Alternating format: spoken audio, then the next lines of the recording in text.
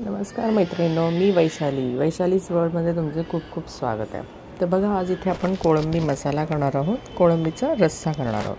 तर याच्यासाठी मी बाजारातून अशी कोळंबी आणली, ती अशी साफ करून घ्यायची, पुढचा मागचा काढून घ्यायचं, त्याचं शेपूट आणि तोंड, मधला धागा काढायचा आहे आणि मधलं त्याचं कव्हर काढायचं आहे. तर अशा प्रकारे ही नीट साफ करायचं आहे.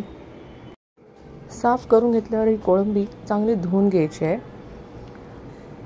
हे बघा, स्वच्छ पाण्याने ही धुवून घ्यायची आहे कोळंबी. 3-4 वेळा ती चांगली स्वच्छ धुवून घ्यायची, कारण ह्याच्यातला जो काळा धागा असतो तो निघून जायला पाहिजे, म्हणून ती आपल्याला स्वच्छ धुवून घ्यायची आहे. तर बघा, अशा प्रकारे मी स्वच्छ धुवून घेतली आहे. आता यापुढे याला आपण थोडंसं, बघा किती छान दिसत आहे. 3-4 पाण्याने मी त्याला धुतलं आहे आणि ही आता मी एका प्लेटमध्ये काढून घेते.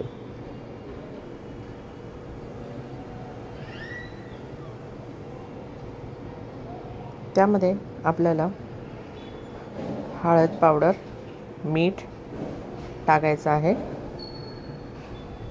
आणि चांगली कालवून घ्यायचं आहे. अच्छा, थोड़ा सा हिंदी में मैं बताऊँ, ये बाज़ार से मैंने कोलमी लाई थी, उसको मैंने अच्छे से साफ़ करके लिया है, उसको नमक और हल्दी पाउडर लगा के रखा है. अब एक पैन में मैंने तेल डाला है, उसमें हींग और green chilli ginger garlic paste और थोड़ा सा फ्रेश कोकोनट, इसका पेस्ट डाला है. अच्छे से फ्राय करके लेना है. आता एका पॅनमध्ये मी तेल घेतलं आहे, त्याच्यात हिंग टाकलेला आहे, हिरवी मिरची, लसूण, आलं, थोडंसं खोबरं आणि कोथिंबीर यांची पेस्ट टाकलेली आहे आणि हा काळा मसाला, वाटलेला मसाला इथे मी घालत आहे. याची लिंक मी माझ्या डिस्क्रिप्शन बॉक्स में देता है कि हाँ कैसा तैयार करायचा है. इसमें मैंने काला मसाला डाला हुआ है, जो मैंने पीस के बनाया है. खोबरा और प्याज को अच्छे से फ्राई करके मैंने एक मसाला बनाया, उसका लिंक मैं डिस्क्रिप्शन बॉक्स में दे रही हूँ, वहाँ से आप चेक कर सकते हो.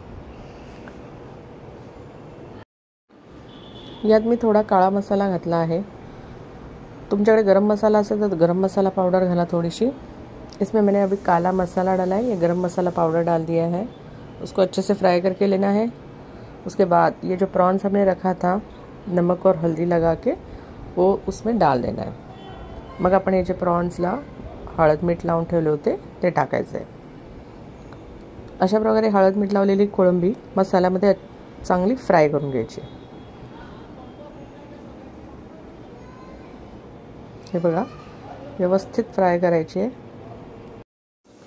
हमें अच्छे से इस मसाला में प्रॉन्स को फ्राई करके लेना है.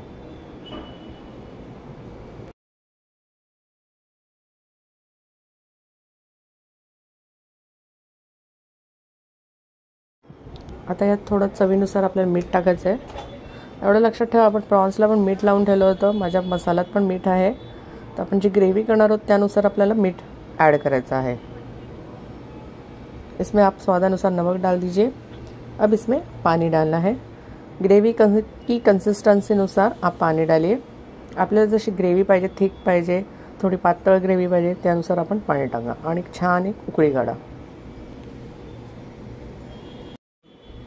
अशा प्रकारे कोळंबीचा रस्सा तुम्ही नक्की करून पहा, तुम्हाला खूप आवडेल. जर तुम्हाला रस्सा नको असेल तर जेव्हा आपण मसाल्यात कोळंबी टाकली फ्राय करून आणि तशीच फ्राय करून ठेवली आणि खायला दिलीत तरी खूप भारी लागते. तशी केली तरी सुद्धा चालेल. पण आपल्याला भाकरीबरोबर खायची किंवा चपातीबरोबर खायची किंवा भाताबरोबर रस्सा खायचा आहे तर ही तुम्ही नक्की ट्राय करा. यामध्ये नंतर मी थोडे कोकम घातले होते, 2-3-4 कोकम घातलेत. हे बघा, ह्या रस्साला चांगली तरी सुटली आहे, मस्त तेलाचा तवंग सुटला आहे. देखिए, ये हमारी करी रेडी हो चुकी है. आप भी ट्राय करना. तुम्ही पोळी, भाकरी, भाताबरोबर हे खाऊ शकता, खूप छान लागते. व्हिडिओ जर आवडला असेल तर लाईक, शेअर नक्की करा आणि माझ्या चॅनलला जरूर सबस्क्राईब करा.